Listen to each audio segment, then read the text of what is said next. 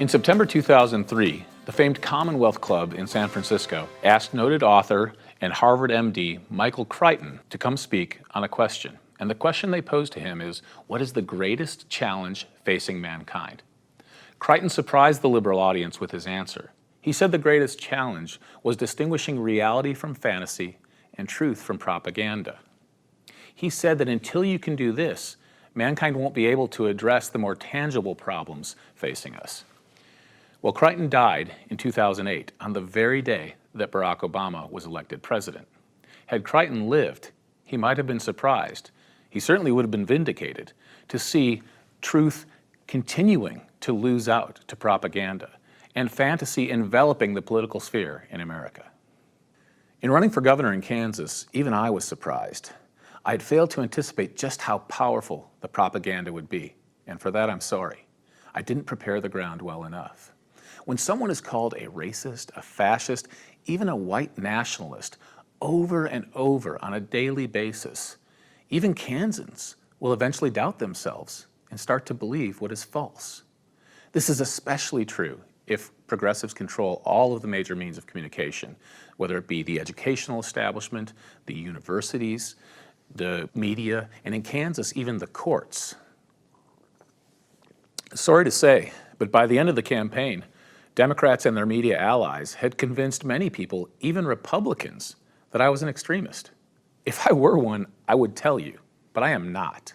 What I believe about our Constitution, about border security, about voter integrity, about the Second Amendment, about free enterprise, and about life itself, over 90% of Republicans agree. The vast majority of Kansans agree too, and so do many Democrats. I am in a position, though, to say out loud what many people cannot say and what some Republican leaders will not say. I understand their reluctance. To speak the truth these days puts a target on your back. Just ask President Trump and his family, or ask Justice Brett Kavanaugh and his family, or ask my wonderful wife Heather and our 5 awesome daughters. To speak the truth today is to risk being called a racist, a sexist, a classist, an Islamophobe, a homophobe, a transphobe, or in Michael Crichton's case, a climate change denier. There's not an outspoken Republican in this country who hasn't been called at least one of these terms.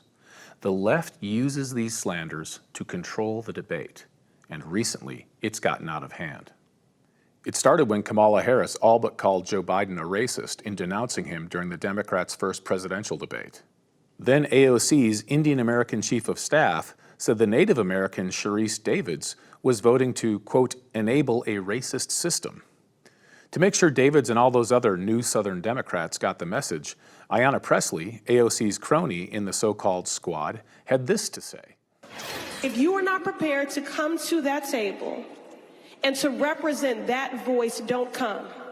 Because we don't need any more brown faces that don't want to be a brown voice. We don't need black faces that don't want to be a black voice. We don't need Muslims that don't want to be a Muslim voice. We don't need queers that don't want to be a queer voice. And if you're worried about being marginalized and stereotyped, please don't even show up.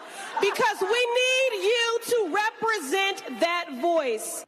Then AOC herself called out House Speaker Nancy Pelosi for her explicit singling out of newly elected women of color. The Democrats are obsessed with race, sex, and sexual orientation.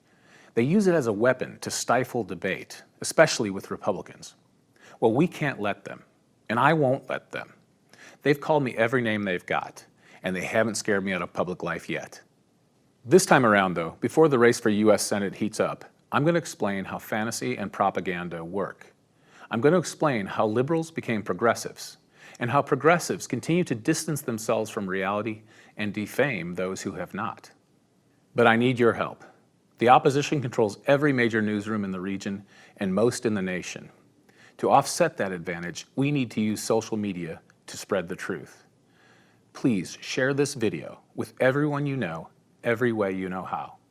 Yes, Kansas needs another Republican senator, but it can't be just another go-along to get along senator. The U.S. Senate has plenty of those good souls already. Kansas needs a constitutionalist who is not afraid to speak the truth.